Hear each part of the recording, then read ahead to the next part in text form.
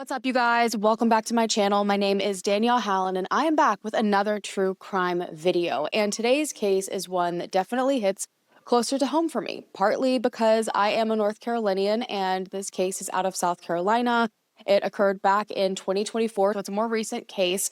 But not only that, my daughter and I have a huge love for Hamilton. And that's actually how I ended up finding out about the disappearance of this young man, 28-year-old Zelig Williams, because he was in fact a cast member on Broadway for Hamilton. And I saw the posts about him going missing and was absolutely flabbergasted to see all of the circumstances around his disappearance. And I've been following it over the last year. I've watched Hugh Jackman post about it since he's big on Broadway. And I just am so shocked that there's not been the amount of coverage that I kind of assumed would come out of a case like this. And so now that we've hit that 1-year mark, I wanted to get something out there on my channel and encourage you guys to share this case with other true crime creators who will responsibly report on it so that maybe we can get another round of conversation going. And I'm posting this right after Crime Junkies did an incredible episode on it, so hopefully the momentum will get going again, because this case is absolutely baffling. It has been 12 months of watching this case unfold in a way that has brought no one closer to understanding what happened to Zelig. And instead, the timeline, I feel like, has only become more tangled. Nothing about Zelig's disappearance seems to fit neatly into a single explanation. On the morning of October 3rd, 2024, he left his mom's home in Columbia, South Carolina, and minutes later, an emergency alert was sent from his phone that showed there was some sort of problem. And by the next night, Zelig's car was found parked, abandoned, in a remote, storm-damaged trailhead, intact with his belongings inside, but he was nowhere to be found. This is the kind of disappearance that doesn't just raise so many questions that it feels like someone is shaking your brain, but it also shifts depending on which part of the timeline you're looking at. Every single piece seems to complicate the next, and the more you learn, the less straightforward things seem to become. None of these pieces fit together neatly, and his family has been pushing relentlessly for the entire past year for renewed attention on the case, for transparency, for answers, hoping that someone knows something and will bring that forward. So with that being said, let's go ahead and jump right into the details. So Zelig Williams was born on January 31st, 1996 in Columbia, South Carolina. And from the start, he grew up in a home that was shaped by creativity and family. He was one of 3 siblings, and the tragic and unexpected loss of his 2 sisters ended up becoming a part of the foundation that he carried with him, and not in a way that overshadowed his life. Family says that it was his sisters who inspired him and led him to his passion for dance, and that every single performance, every bit of movement and expression was a way that he stayed connected with them. Dance was not just something that he ended up being incredible at because he was curious about it. It was something that was deeply personal for him and a really emotional experience. Now, he began dancing in the Irmo and Columbia area as a kid. He trained locally, and very quickly, he was standing out for his natural precision, but he also had this emotional expression, which, given his reason for dancing, and kind of that why behind it, is not surprising at all. But not only that, he was just really technically skilled. He had presence and this authenticity and a work ethic that made people really remember him. And as he grew older, he just continued to push himself, and moving to New York City was a big turning point. This was a leap that felt huge not only for Zelig, but for everyone who had watched him grow up in Columbia. This was a pretty big statement about what he was capable of, stepping into one of the most competitive artistic communities in the world and proving that he belonged there. Now, he went on to earn a BFA in commercial dance from Pace University in New York City, which was another huge achievement that his family was incredibly proud of. And from there, he stepped into a career that most dancers only dream about, okay? He performed in the Broadway production of Hamilton. He also was in MJ the Musical, and he also toured with Hugh Jackman on The Man, the Music, the Show, which is how Hugh Jackman kind of ties into everything. He was in a lot of really big, well-known productions, really successful productions, and his impact on stage was undeniable, but the people that knew him say that his impact off stage was even greater, especially for younger performers who saw in him a version of themselves, someone who had come from their community and made it all the way to Broadway, and who still came home and invested in them with genuine love and excitement. Because for Zelig, success was not something that he wanted to keep to himself. It was something that he poured back into the people around him. Zelig ended up becoming a kind of mentor to younger dancers in Columbia and Irmo communities. When he returned home, he would share what he learned on Broadway with younger dancers. He would offer advice and supported students who were trying to find their footing in the world of performance. Friends and family said that he just had this natural way of encouraging kids who felt intimidated or unsure of themselves, reminding them that they belonged and they had potential. So his career was really flourishing, and he was sharing that with everyone around him. Now, home life also played a major role in shaping who he was. Obviously, he was incredibly close to his mom, and it ended up becoming even more central when his life shifted in around 2024. I think it was like June or July 2024. His grandmother passed away, and even though his career in New York was still active and honestly really just beginning, he didn't hesitate at all when it came to family. And so I think his grandmother passing, along with several other factors, led him to moving back home in South Carolina with his mom, Kathy. And it doesn't seem he was really stepping away from his career. He was just regrouping. He was finding balance. He wanted to be there for family. And he was still working hard toward what came next. He was continuing to audition, to stay connected with industry friends. He was looking forward to upcoming opportunities. And so it was during all of this time that you could usually find Zelig at studios like Southern Strut and Irmo, focusing on technique, working with younger dancers. He was also planning events for the performers in the area, really enjoying a change of pace. But not only that, he had a lot of personal, deeply personal things that were going on.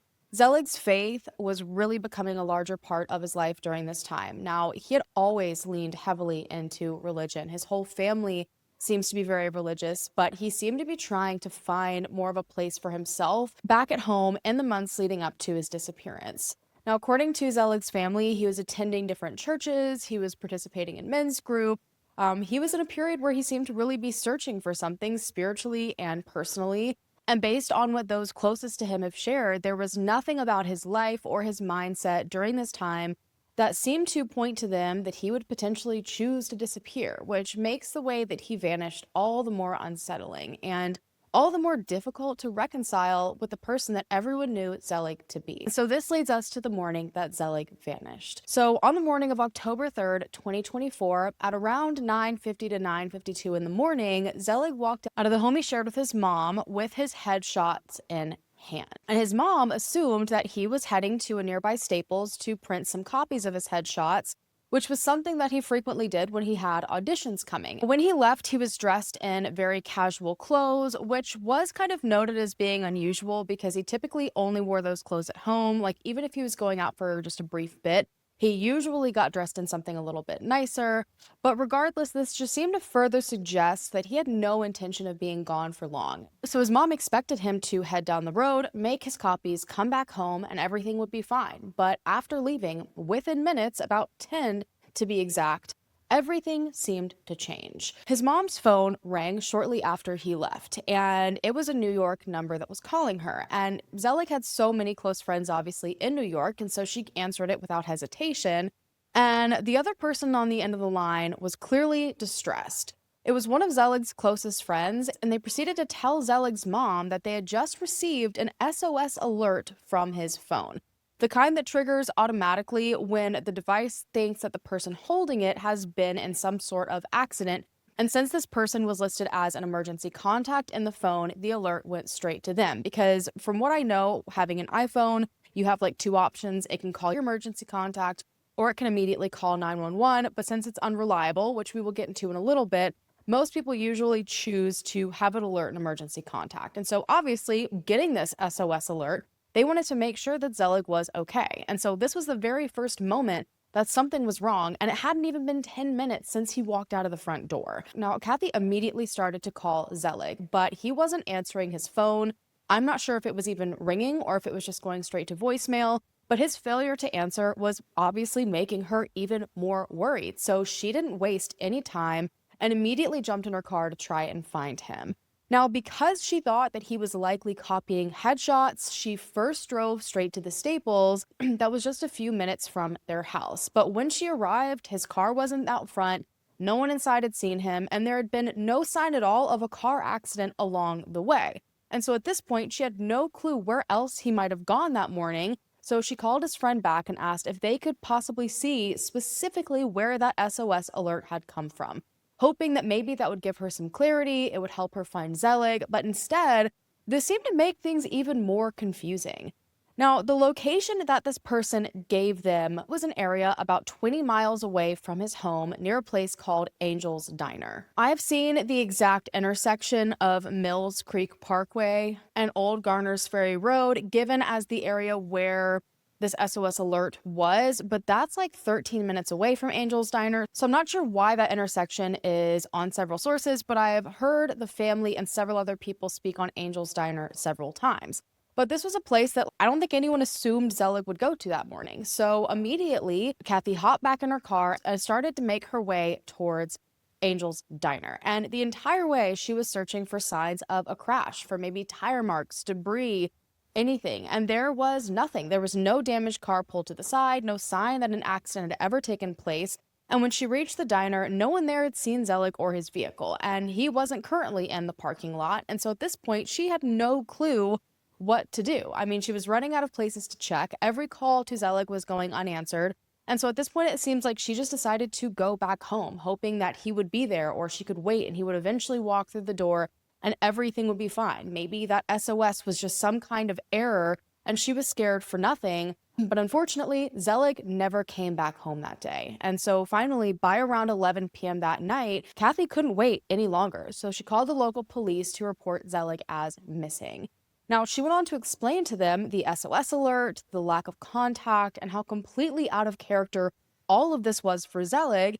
He had walked out of the house in his house clothes. I mean, something that he rarely ever did with only headshots. Like, nothing at all indicated he planned to be gone for long. It wasn't common for him to be unreachable, and if he had gone anywhere and planned to be there for an extended period of time, he would have told his mom before he left. But for whatever reason, authorities didn't really seem to take her concerns too seriously. According to Kathy, authorities basically said that without proof of an actual accident, which, by the way, doesn't seem they were able to find, that SOS alert likely was a glitch, something that they didn't need to freak out about, because the SOS alerts, if you know anything about them, they notoriously suck, okay? They are overly sensitive. They alert to routine things for no reason.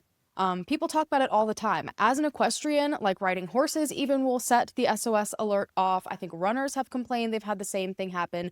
People that are at a gym, I mean, if you drop your phone, sometimes it'll send it off. And so while what authorities were saying that this was, a false alert could be a possibility, given the broader scope here, the fact that Zelig completely failed to return home after that SOS went out, I feel like it should have at least been looked into further. But unfortunately, because Zelig was an adult, there was no immediate cause for concern. I think authorities even suggested that he was out celebrating his birthday, which didn't really make a lot of sense because his birthday was back in September. And so his mom at that point was kind of left on her own that night.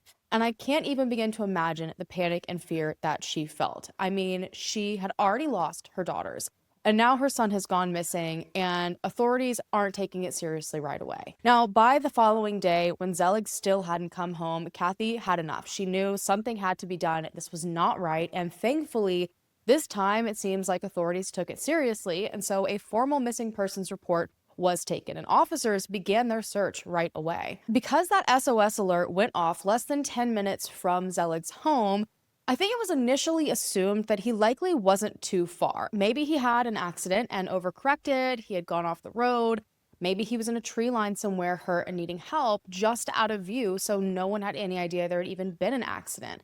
But the searches close to home were yielding no results. There was no sign of him in a parking lot, absolutely nothing.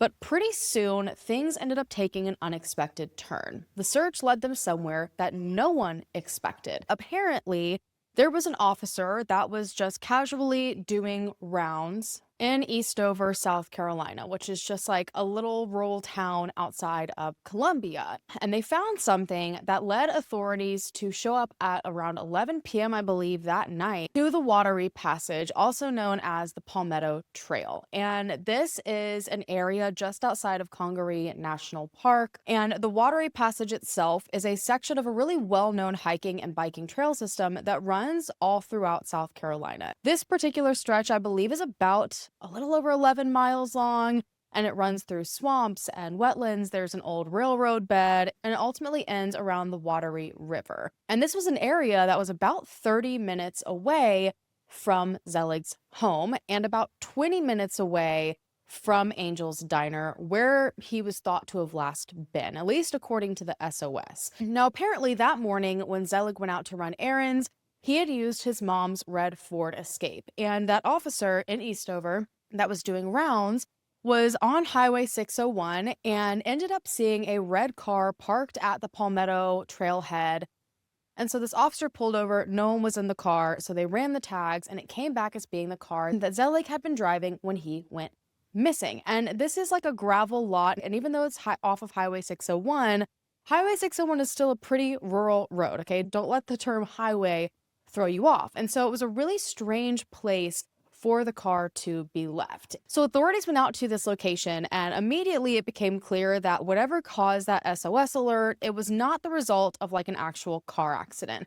The SUV looked as if it had simply been abandoned there, parked and left. It showed no signs of damage, no dents, there were no deployed airbags, nothing at all to indicate there had been any crash. But the deeper they looked, the stranger it got. Inside the SUV were Zelig's belongings, most notably the clothes he had been wearing that morning, folded neatly, and beside them, Zelig's shoes. And I've even seen that some of this, it might have been just his shoes, it might have been his clothes as well, were like wedged underneath like the gas pedal area. So they weren't even in the car in like a normal spot. They were like tucked in a really weird area. And there are several reasons that that makes no sense. Why would they be placed like that in the car, first of all? And second of all, Zelig's family said that he didn't leave his house that morning with a change of clothes that they knew of. So there was no scenario where he should have been able to change into something else. And so if these were the clothes that he left in, what exactly had he been wearing after that? And so obviously, that does nothing but raise so much question and also concern. Zelig was not the kind of person that randomly wandered deep into the woods or hiked remote trails, especially not alone, and especially not on a morning when he had left the house dressed casually to run a quick errand. I've not been able to absolutely confirm it, but I have seen that his shoes were even like slides at that, so it's not like he had on sneakers or anything. Nothing about this location matched his habits or made any sense for what he intended on doing that day. So right away, authorities began searching the surrounding woods and access points to try and figure out where Zelig may have gone.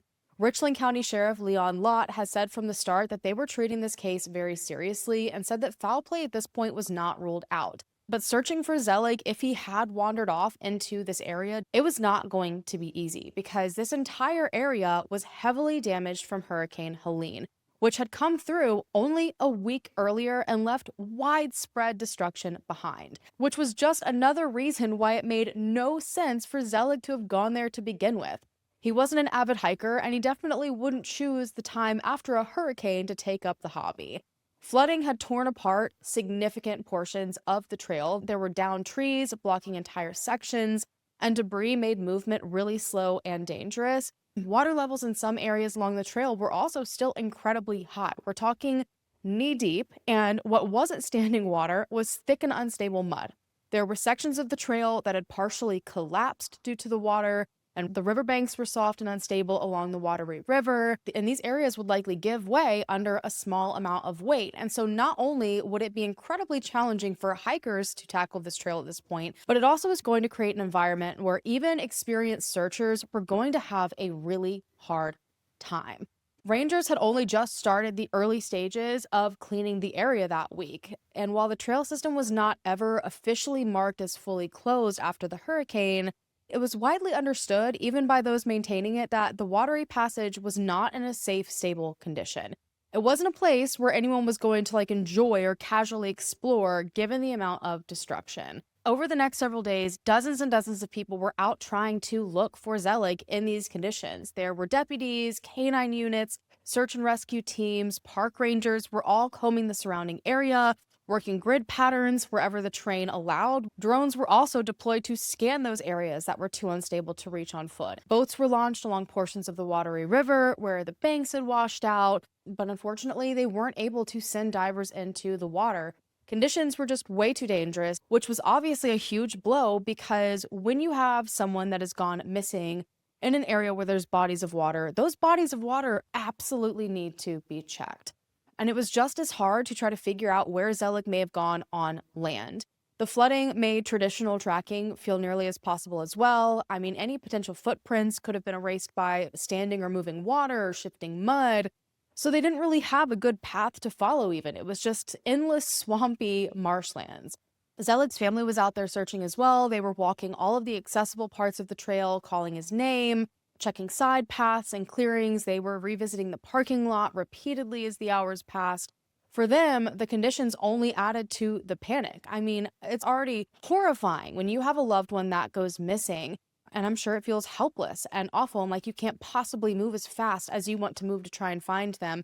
But when the place you're searching is also inaccessible in some areas, like my mind would do nothing but think, well, that's the one place that he's at. Like, that's the one place that I can't get to and I can't help him and save him. Like, I cannot even begin to fathom how his loved ones felt during this time. If Zelig had wandered into those woods, the terrain, the water levels, all of it would have put him at serious risk. Now, searches continued and they just kept coming back with nothing. And within just a few weeks, a Florida-based nonprofit called We Are the Essentials ended up getting involved to help the family. They are a team of retired law enforcement officers, investigators, search and rescue specialists who take on missing persons cases for free.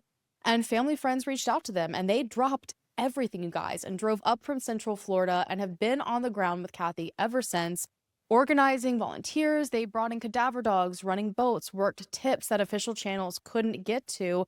But despite all of these extensive efforts, this endless searching, no trace of Zelig was ever found in or around that trail system. I feel like my son's still alive because my Heavenly Father, He speaks to me. And, I just trust God. I have faith, I believe, and that's all I need. Tuesday morning, the mother of former Broadway star Zelig Williams and a team of volunteers scoured the Palmetto trailhead searching for the dancer. I don't feel like he left me or nothing like that. I feel his spirit with me always. And I just thank God for letting me feel this way. Friends, family, and even some strangers joined the search. The group started at the Palmetto trailhead where Williams' red SUV was last seen by witnesses, according to law enforcement. Oh man, we had volunteers. Of course, We Are the Essentials came back out with boats and on land. We had a gentleman, Robert, who hikes this area a great deal, and he led our search on foot, which was a blessing. The search party was split into two groups. One group tackled the terrain while another hit the water. No one found any sign of Zelig on Tuesday. Right now, I don't think it's in the woods. I think it's somewhere else. And so because of that, we're going to leave no stone unturned. We'll be back out in the woods as many times as we have to, searching for clues. At the same time these ground searches were happening, investigators started to pull data from every source available, and the family hired private investigator Chandra Cleveland to help dig deeper alongside law enforcement. This really was a case where there were all hands on deck.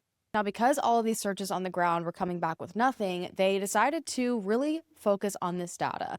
They wanted to look into Zelig's phone records, that SOS alert that went out, the onboard vehicle data from that Ford Escape, because their hope was that this digital data would help explain, how he ended up at such a remote trailhead with no clear connection to his life, or at least establish some sort of starting point for what happened before the car was found. Because at this stage, they really had to consider every single possibility. And at this point, that SUV could have been dumped there by somebody else. It might not have even been Zelig, and they're searching this entire area for him, and he wasn't even over here. Maybe something happened along his route that triggered that SOS alert. It could have been an altercation, a medical episode, an encounter with someone else, and ultimately someone else moved the car and ditched it there afterwards. Investigators at this point just knew that they needed to fill in more of the timeline to understand whether they were even searching in the right place and what direction the rest of the investigation should take. But instead of clarifying things, the information that they found only made this situation so much more confusing. This is where things, you guys, take an incredibly strange turn. So authorities were able to confirm that on October 3rd, 2024, just as his mother had said, he had left the home at around 9 to 9:52 a.m. And about 10 minutes later, at 10 a.m., the SOS alert went out from his phone, again confirmed to be in front of Angel's Diner. But for the next hour, there seems to be a gap. No confirmed sightings, no publicly released information about where he went or what he was doing. Now, investigators may know more. They may have an exact map of what Zelig did in that hour, but if they do, they have not released those details publicly. What they do end up confirming is that around 11 o'clock, an hour after that SOS went out, Zelig was on the move again, and they were able to confirm it was him, which makes the SOS alert even stranger. So authorities managed to track down surveillance at a gas station near the same area. Zelig can be seen on footage pumping gas into that red SUV. Now, he appears completely calm in this footage. He's moving normally. This footage makes it seem like he was just going about his routine day. And this ended up being the last confirmed sighting of Zelig. Now, after that, the timeline, at least publicly, goes quiet again. Investigators have not released any confirmed details about what he did next after this 11 a.m. sighting or what he was doing in the hours that followed. The next confirmed movement actually does not appear until 2 p.m. And they said that at some point after that gas station trip, a time that authorities have yet to announce, the SUV ended up at the trailhead, the same place that his car would be found a day later.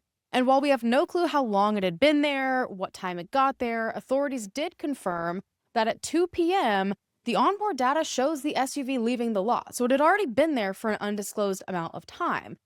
And what happened next is just another puzzling part of this case. So after the SUV left the lot, instead of heading home or taking a direct route anywhere, the SUV spent nearly 2 hours driving in circles on the remote roads around the trailhead. It doesn't seem there's any rhyme or reason. They didn't say if the car made any stops. It was just circle after circle after circle in the middle of nowhere. And then at around 4 p.m., the SUV returned to the very same gravel lot that it left 2 hours prior and parked. And from that moment forward, the SUV never moved again until deputies found it the following night. Why would Zelig do all of that? And probably the biggest question of all, was it even Zelig at all? Because unfortunately, there's really no real way to know. Now, everything investigators had uncovered at this point only made the picture that much more confusing. However, a park ranger ended up coming forward with information that, if accurate, could offer a much clearer look into what Zelig may have been doing that day. This ranger believes that he may have been kind of in the midst with a strange encounter someone had with Zelig the day that he went missing. Now, I do want to preface this by saying that what I'm about to tell you is unverified by law enforcement. The Richland County Sheriff's Department has never publicly confirmed this information. They've never denied it. They've honestly never even acknowledged its existence, which unfortunately seems to be the main theme with how they are navigating this case.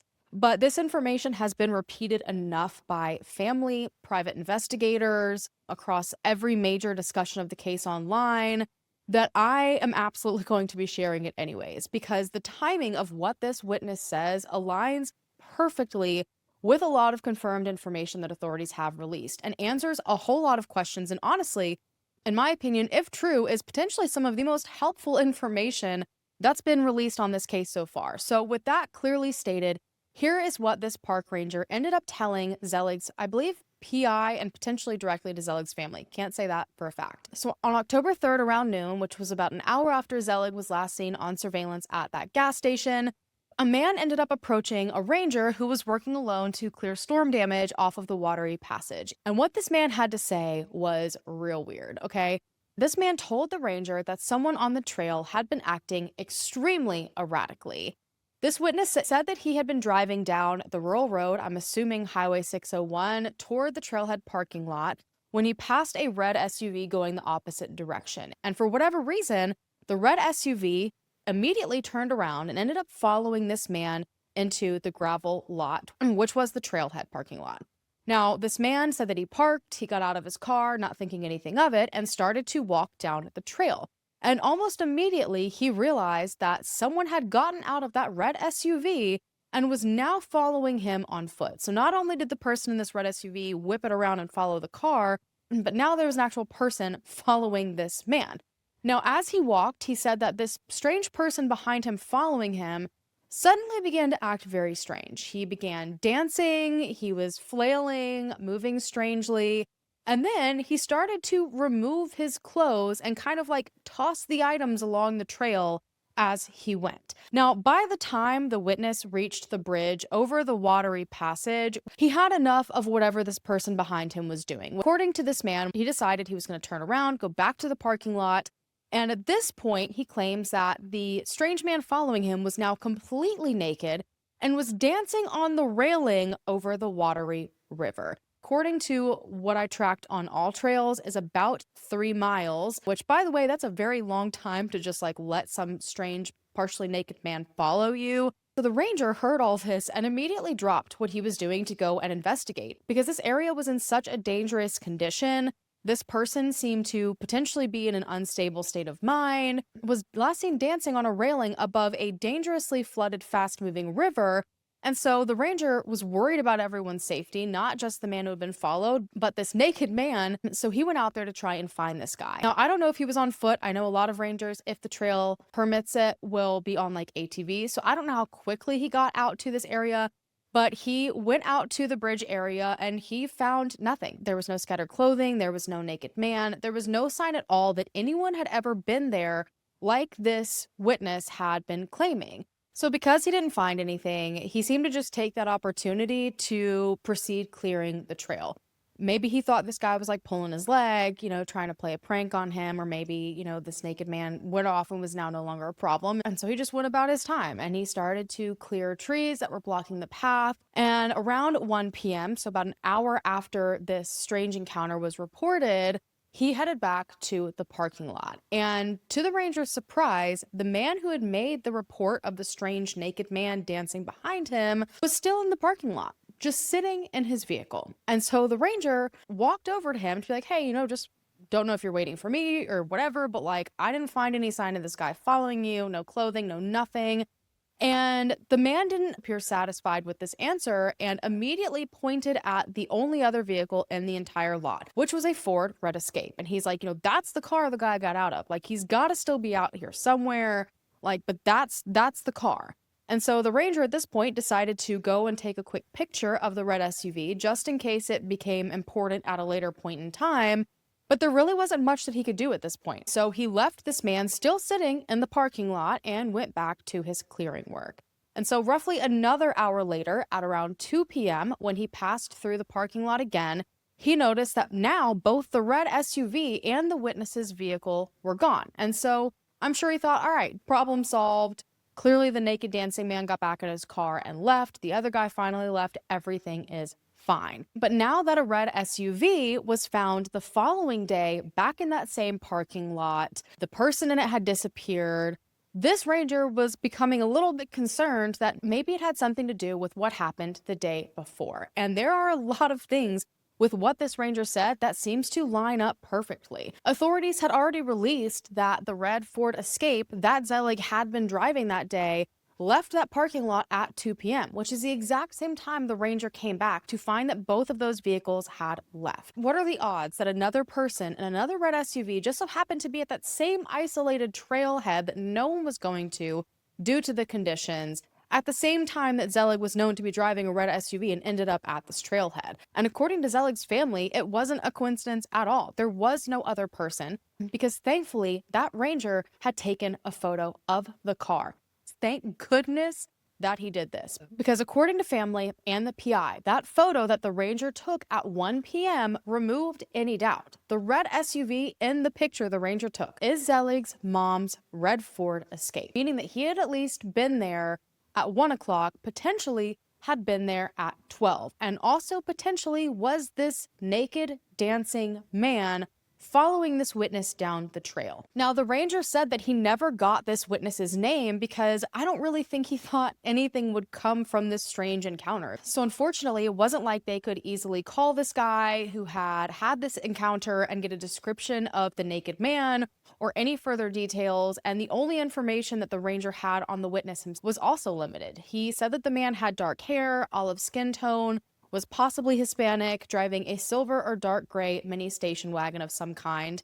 But that is all he knew. And even after all I just described, what stuck with the ranger most, what he later said bothered him the most, was not necessarily the naked dancing man, which obviously is of concern, but the ranger said he couldn't get over how strangely the witness himself had been acting. The witness was apparently acting anxious and unsettled, almost like hyper-focused on that red SUV, like he wanted someone to know that the red SUV was there. But not just that, it was the man's behavior after making that report to him. He didn't leave. He didn't continue his hike. He just sat there in the car for over an hour waiting. And the ranger couldn't help but wonder, waiting for what? If this man had been genuinely followed by someone acting so erratically, after reporting it, why did he stay there? Why did he linger? And while you could chalk it up to him being shaken and maybe wanting to stay there and make sure that this guy's okay, or maybe he wanted to file charges for harassment. I mean, I don't know. He didn't call the police.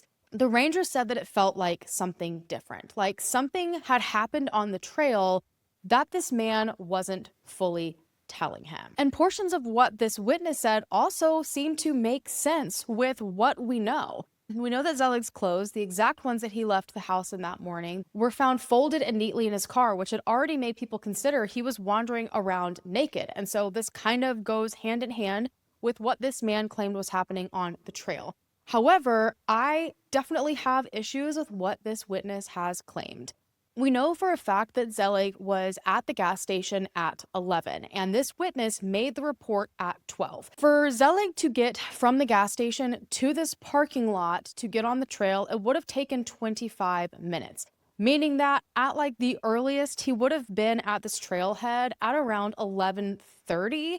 And this witness claimed that this strange person followed him all the way to the bridge over the Wateree River, which, as a reminder, is, according to All Trails, a 3.3, I think almost exactly, mile walk, which would take the average person around an hour to an hour and a half. However, according to when this was reported to the ranger, there was only a 30-minute time span there.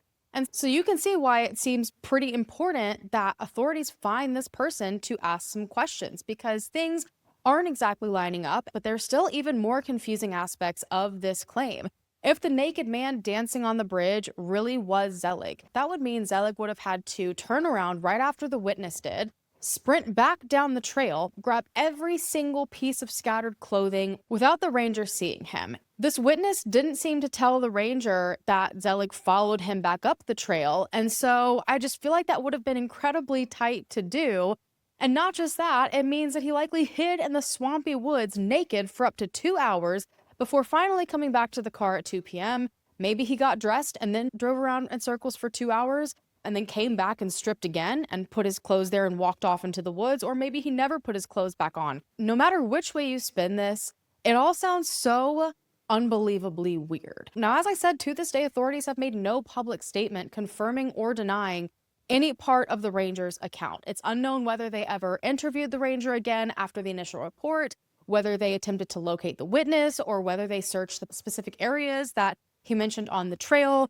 And if the witness is out there, you would hope that he would come forward, clear up details in a missing persons case, but it doesn't seem, at least publicly, that that has happened. And maybe this person is embarrassed about what happened and doesn't want to, or maybe something else did happen on the trail like the ranger has speculated. But regardless, it just continues to get more confusing, because while all of that seems to slightly add up, the timeline, the photo of the SUV, all of this seems to place Zelig at this trailhead at around 12. There's a piece of the puzzle that doesn't fit. If Zelig was on the trail at noon, like all of this is suggesting, how is his phone pinged an hour and a half away in Walterboro around noon as well? According to Google Maps, that's about an hour and 25 minutes drive. If you're absolutely flying, no traffic, no stops, no post-hurricane road closures, which there were. So realistically, it would have been closer to like an hour and 45 minutes. And that timeline doesn't even line up with the confirmed 11 a.m. sighting of him at the gas station. Unless Zelig has powers that nobody is aware of, I don't think that he traveled from the verified sighting of him at the gas station at 11 all the way to Walterboro, an hour and 45 minutes away, in an hour's time span by 12 when the phone pinged there. So it seems like Zelig potentially didn't even have his phone on him at 11 a.m. when he was seen at the gas station. And so that makes me wonder a lot about the SOS alert. I feel like it's really easy to assume that a lot of these pieces of information are connected, but I think it's very possible the SOS alert was something entirely different. I personally wonder if maybe Zelig placed his phone on like the top of the car or something as he was getting in, and when he took a sharp turn, the phone flew off, hit the ground, and sent out that SOS alert. Maybe someone saw it on the ground, picked it up, and took it from there, because that time frame would make sense. But that's also really frustrating because that means that one thing that could have potentially helped narrow things down might not have even been on Zelig at the time that he disappeared. And at this point, we don't even know if the phone was ever found, if they continued to ping it and locate it to get any answers. Authorities have released nothing about it. So really, after that last confirmed 11 a.m. sighting of Zelig at the gas station, everything is up in the air. We have no idea who is driving the red Ford Escape, who did all those loops, who folded the clothes, if it was really Zelig who was dancing and naked behind this man, if what the man said is even true, who parked the car at the parking lot and walked away. Honestly, we just don't know. And that is so terrifying. Every single confirmed fact in this timeline seems to collide harshly with every unconfirmed one, and nothing seems to line up the way that it should. While all of this was unfolding, the family organized a candlelight vigil at Southeast Park in Columbia, and hundreds of people showed up. Friends, dancers from the community, Broadway castmates, holding candles, sharing stories, praying together. It was beautiful and heartbreaking all at the same time. My son is coming home, and I'm just joyful, and I am so happy for everyone coming out for the lighting of my son, and I'm just so grateful. We all grew up dancing with Zelig at the Southern Shut Dance Studio, and he was the biggest inspiration that I have ever known. We're here to support him because we want him back with us, and we want to dance with him again and to see him and hug him again. We got faith, right? Yes. We got faith, right? Yes. All right, now, no fool God now. Father, we pray what your word says, because your word cannot come back void. Victory today is mine. And that vigil became the first of many because the community has refused to let his name fade. As I've said, Hugh Jackman posted about the fact that Zelig went missing, encouraging people to come forward. Friends, castmates, all were making posts on social media trying to spread word about his disappearance. Large news stations picked up the coverage as well. And while the community rallied, the family and investigators continued piecing together what could have happened. With the timeline so tangled and all of the information they had, 3 theories seemed to emerge. And here's what they are based on the information that we know. Now, one of the first theories that most people naturally jump to is that Zelig may have been experiencing a mental health crisis. Because unfortunately, struggles with mental health was not something that Zelig was unfamiliar with. And he was actually very, very vocal about sharing his experience with his schizophrenia diagnosis. Now, he had dealt with mental struggle for quite some time. I don't know how long he had that diagnosis, but obviously it is something very important to take into consideration, especially because, according to Zelig's family, there had been a mental health episode years prior where something, I don't want to say similar, happened because I don't know the exact details, but he had gone into a crisis. So, according to the brief information that has been shared, Zelig disappeared briefly. He was very paranoid. He was convinced that people were following him, and he was acting in a lot of ways that were not like him at all. And I don't know if this is when he ended up being diagnosed with schizophrenia or if this diagnosis had been there already.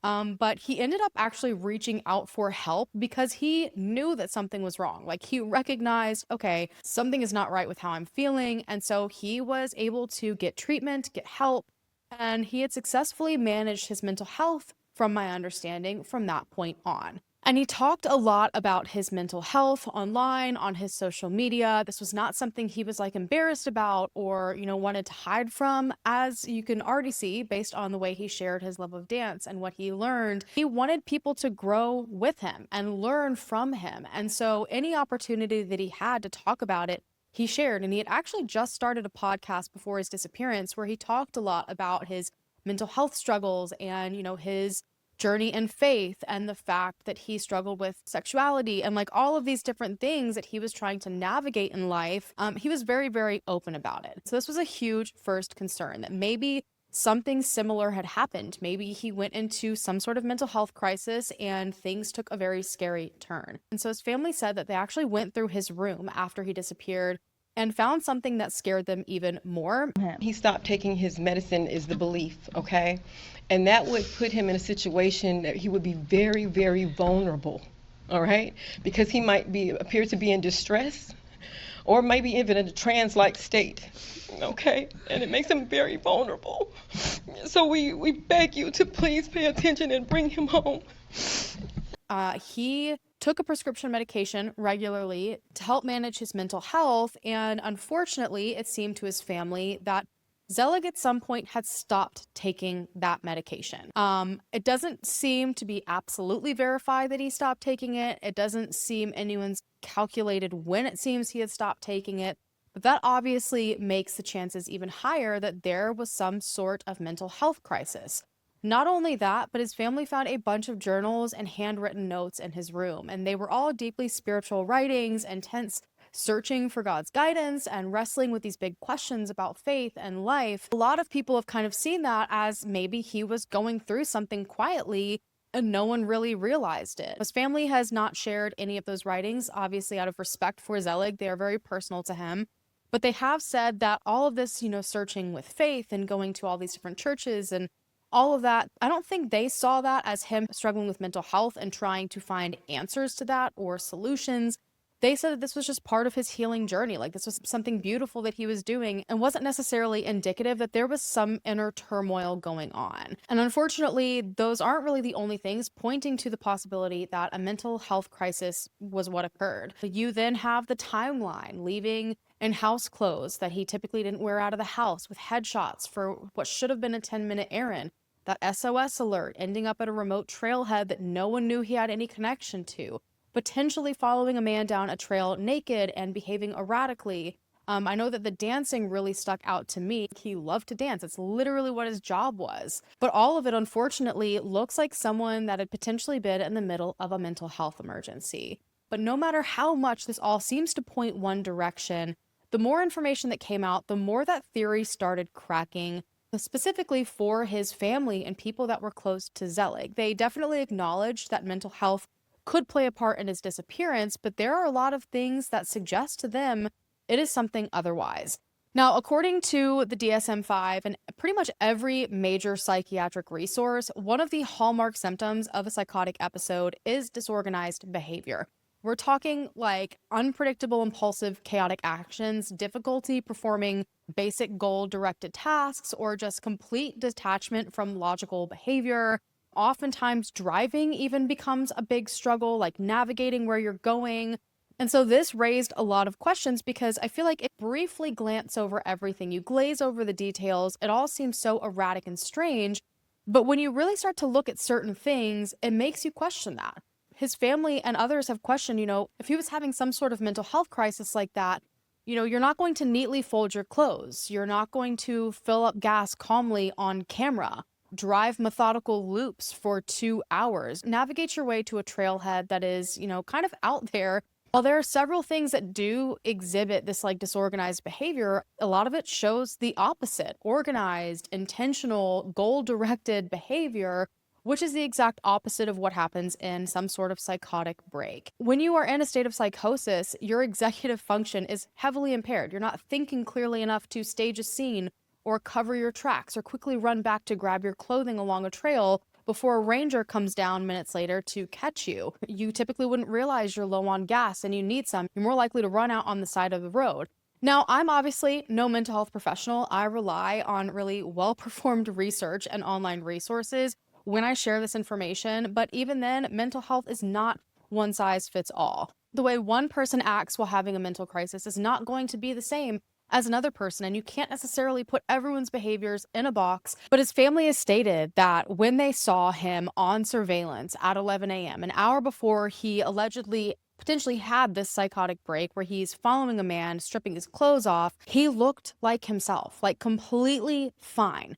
Now, could something have happened in that hour? Maybe, but to them, they just don't think that's the case, because not only that, Zelig had once recognized something was wrong and asked for help, and they strongly feel like he would have done that again But regardless, what was released next pushed even more people further from the idea that this was mental health related. Investigators pulled the full onboard data from the Ford Escape, and it showed that the day before Zelig disappeared, October 2nd, he had driven to the exact same area along the trail. He had been in the watery passage, driving those same rural roads. His trip that day wasn't random. This wasn't a sudden break that led him to wander somewhere he had never been before in the middle of a mental crisis. He had been in this exact same area less than 24 hours earlier. And that alone changes a lot. It makes this trip feel pre-planned, not impulsive. But why was he planning on going there? His mom said, quote, "My son did not wander off. He was coming right back. This is not what people are trying to make it." Which leads us to the theory that Zelig's family seems to be leaning into the most, and they have been from the very beginning, that this was foul play. Because Zelig had gone to that location, the same location his car was found on October 2nd, the day before he disappeared, a lot of people believe that he may have been scoping out this area ahead of time, that potentially he was planning on meeting someone. And this leads us directly into the Ranger's account. Now, people had already wondered at this point whether something more had happened between this strange man and Zelig. If this was in fact Zelig that had been following him, the Ranger even said that he felt something more happened on the trail that this man wasn't talking about. The fact that he sat there for like an hour waiting. So people were kind of already focused on this guy. But now knowing that Zelig potentially had been scoping the place out the day before, many people are starting to wonder if this was the very person Zelig had potentially gone there to meet. Now, as I've already said, the Ranger described this witness as being possibly Hispanic, and this immediately stood out to his family because just a few months before, Zelig had auditioned for a Spanish-speaking role, and so they wondered if maybe he arranged to practice with someone, and maybe that someone was this person that was on the trail. Did they meet up and maybe something went wrong between the two? Did this person have bad intentions? Did Zelig experience some sort of mental crisis in the middle of their meeting? Now, obviously, that is a lot of speculation. There is not a lot of factual information that backs it, but it's definitely something interesting to think about. Now, I know personally that my initial thought process went straight to Zelig possibly meeting this man for other reasons. There's been a lot of conversation about his sexuality. He had spoken a lot about wrestling with his sexuality and saying that he had been delivered from homosexuality or saved from homosexuality. And so if that was something that he was struggling with, his potential sexuality and how it conflicted with what his religion believed, oftentimes in situations like that, you see people kind of meet up in secret. They instead make that part of themselves very private.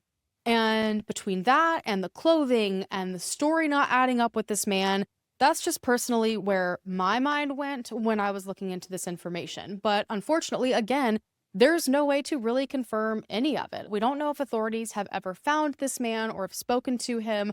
I know that the PI Chandra Cleveland has put multiple pleas out to the public to this man to hopefully come forward, because I feel like that alone could clear a lot of things up and rule a lot of possibilities out. Did something go wrong on that trail and someone picked up Zelig's clothes, shoved them in his car, and then eventually tried to figure out what to do with his car? A lot of people have been trying to theorize as to why that Ford Escape was driving in aimless circles for 2 hours in the area.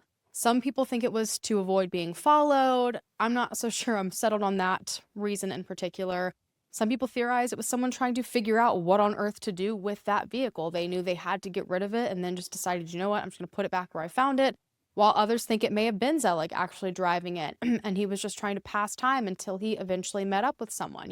If he didn't have his phone on him and he was trying to meet up with someone, that obviously is going to complicate things. Maybe the person changed the times and he didn't want to go home. He didn't want to miss this opportunity. He didn't want to not be at this meeting. So he just decided to drive around until the person showed up. I mean, there's just so many ways to interpret all of this information, but factually, we have no idea what was going on here.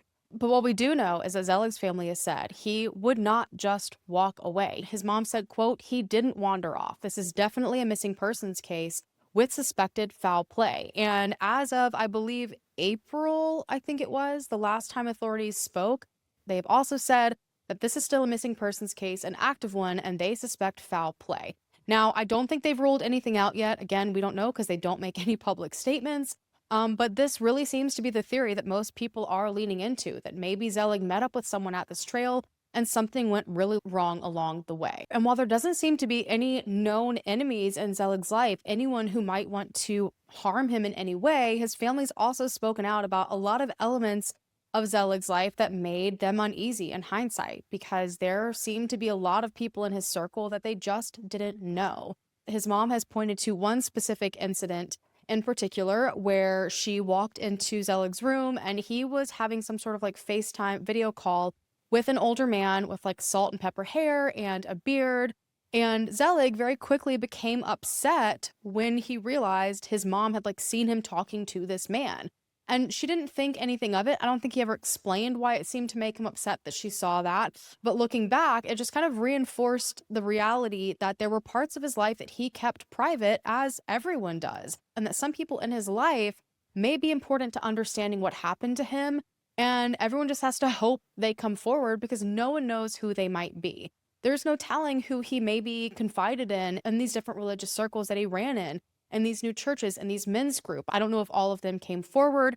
There really is so little that is known, and his family is just praying that everyone makes the right decision to help find Zelig or figure out what may have led to his disappearance. More than 1 year after Zelig Williams went missing, his family is still searching for any clues surrounding his disappearance, but this Saturday is different. For us, it's really about trying to find any clues that we can that Zelig was actually here, and go to where he may have been spotted and see if we can find clues there, and then to rule out that he is here currently. Loved ones like his mom, aunt, and cousin meeting at the Palmetto Eastover Trail. Now they're teaming up with a nonprofit group called Missing Link. What we aim to do is really help families continue on that search.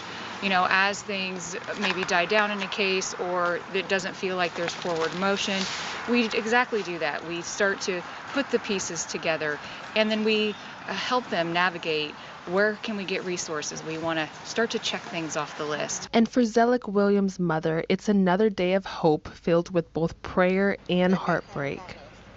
And we just bless your name and thank you. Amen. I'm taking it day by day and trusting God. But whoever have him or whatever, please bring him back home. Bring him back home. They're pleading with anyone with tips to notify the Richland County Sheriff's Department. We have every reason, based upon the information that the Sheriff's Department has and the enormous amount of information that we've gathered. Tonight, the push to organize community efforts pushes forward. We believe Zelig is out there. And his family is not claiming they know who is responsible. They're not pointing to one person or any one thing happening. They're simply saying they know Zelig would not walk away from his life and they are never going to stop searching for him. The Essentials has stayed right beside his family this entire time. They led that big multi-day push at the Palmetto Trailhead in December of 2024. They coordinated the 6-month anniversary search in Congaree, which is the nearby state park. They also helped search surrounding areas in the spring of 2025, and they also helped to run the 1-year anniversary that just passed in October 2025, where they did searches alongside Missing Link nonprofit. They had cadaver dogs. They were out on the rivers. Drones flew new patterns. And what I find interesting is that the dogs allegedly alerted in multiple spots during those searches, but I don't know if anything more has come from it. And a lot of people feel like with all of that help, with all of these resources, all of these people out in that area, if Zelig had been out there, if Zelig had wandered off in mental crisis, he would have been found at this point. And this brings us to a third theory. And I've actually been really hesitant to bring this theory up because I try to only share theories when there's something said directly about that theory from the family or law enforcement. And this one is neither, but it does come directly from the private investigator, Chandra Cleveland, who's been on this case since the very beginning and has a lot of history in law enforcement and a lot of great knowledge. She's amazing at what she does, and so I felt it was important to bring forward. Now, Chandra said that she looked at how meticulous Zelig was about his calendar and noticed that everything was always scheduled, auditions, classes, rehearsals. All of those things were packed in there, but for whatever reason, the entire month of October was completely blank. Now, I know it was only the morning of the 3rd when he vanished, but it seems like he even filled things out like ahead of time. And so the fact that October was blank to her felt very intentional, like he knew he was not going to be around. Not only that, but she has wondered about his deep dive into faith and churches and men's groups, the intensity of his spiritual journals, and has wondered if it might have put him in an environment that was pressuring him about his sexuality in a harmful way, which unfortunately is not something that is unheard of. So between that blank calendar and how much he was fasting at the time and searching religiously, the PI has said that she wonders if something in that religious space contributed to him wanting to disappear or feeling like he had to. And in the more recent episode that Crime Junkies put out on this case, they specifically mention conversion therapy being brought up, which is something that you hope would not still be around, but it definitely is. It's already been speculated, was he going to meet someone that day? Was it potentially someone from the men's group? Was it potentially someone from one of these churches that he went to? And one thing that I saw that could be completely unrelated, so just take it for what it is. But when I was looking at Angel's Diner, well, first of all, just the name of it alone, and on Google Maps, when I was doing Street View and standing outside of it, on their sign, it said, Jesus loves you. There are just connections here to Christianity and religion. And as we all know, we tend to go to places and support businesses that align with our beliefs and who we are. And so did he go there to meet someone from one of the churches? Or, I just have so many questions regarding that alone, and I've not seen a whole lot of conversation around it. So I'm just interested to see. And unfortunately, because we don't know if authorities spoke to anyone at Angel's Diner or if they looked through his phone or something to confirm if he had or had not had plans to meet someone there, I just have lots of questions. And that leads me to wonder a lot about what he did next. It makes me wonder if he did have a meeting with someone here and they had some challenging conversations and he had to process it. Was that why he went to the trailhead? Did he go there to think about things? Was he driving in circles aimlessly because he was processing and thinking? I know that when I have a lot on my mind, driving in circles is usually like my top thing that I do. I just feel like there's something to that line of thought, and I'm interested to see what you guys have to say about it. But like every other theory, I'm not sure what to think. But after 14 months with no sign of him anywhere, all of it just doesn't feel right. Now, at this point in the investigation, there are far more unanswered questions than confirmed facts. For his family this past year, I'm sure has been a blur of searching and questioning and organizing and trying to keep Zelig's name in the public eye. They've pursued leads, they've hired private investigators, as you know, they've reviewed every detail that's been released to them. And they also have pushed really hard for transparency in a case that's felt really fragmented since day one. And authorities, again, aren't really saying much. I don't think they're giving the family much. I know that the family did publicly ask for transparency, which is what led to authorities speaking out in April. But prior to that, they hadn't said anything since I think like January, which in my opinion is absolutely ridiculous. I'm just hoping that even if it's not to the public, authorities are consistently speaking to Zelig's family and updating them as best as they can. And hopefully now that we have hit the year mark since Zelig went missing, maybe authorities will release more information. I feel like there has to be more that they know, more that they have that they can like slowly release to the public to help bring forward tips, because clearly what's out there now hasn't brought anyone forward. The family does have a GoFundMe that does appear to still be active, where they are raising money for the reward and for search costs. And with that being said, there is currently a $10,000 reward that is still active for information that leads to Zelig or whoever is responsible for his disappearance. His Broadway family from all of the shows that he was a part of still post about him. Hugh Jackman made another post on the 1-year anniversary. Everyone is still sharing his story to try to keep it alive and bring Zelig home. So if you know anything at all, if you were in the Watery Passage area that week, if you were driving down Highway 601, if you were near Angel's Diner the morning of October 3rd, if you saw a red Ford Escape on the rural roads near that trail, if you recognize the description of the man who spoke to the ranger, olive skin tone, dark hair, possibly Hispanic, that silver or gray mini station wagon, please reach out. Even the smallest detail could be the one that finally brings clarity to Zelig's family. Anyone with any information is urged to contact the Richland County Sheriff's Department or Crime Stoppers. And as always, I will have all of that information down below so that if you have information, you can easily get it into the right hands. Zelig's family deserves answers, and Zelig deserves to be found. So I really encourage you guys to share the story. There are already so many amazing people that are talking about Zelig and trying to keep his case out there. There are amazing nonprofits that are helping his family. I am sure there are even more that could potentially be really beneficial when it comes to searches. We're in the South over here, okay? So searches can and will continue likely through the winter months. So please make sure to keep an eye out. I'm not sure if there is a Facebook page or any organized area where you can see updates on whether there are public searches or, any current ways you can help. If I end up finding any, I will make sure to put that down in the description as well. On that note, I'm going to go ahead and go, you guys. Thank you so much for taking the time out of your day to listen to Zelig's story. And if you haven't already, go ahead and hit the subscribe button down below to become a part of the Hallan fam, so we can hopefully bring them home together or bring them justice together. And I will see you guys in my next video.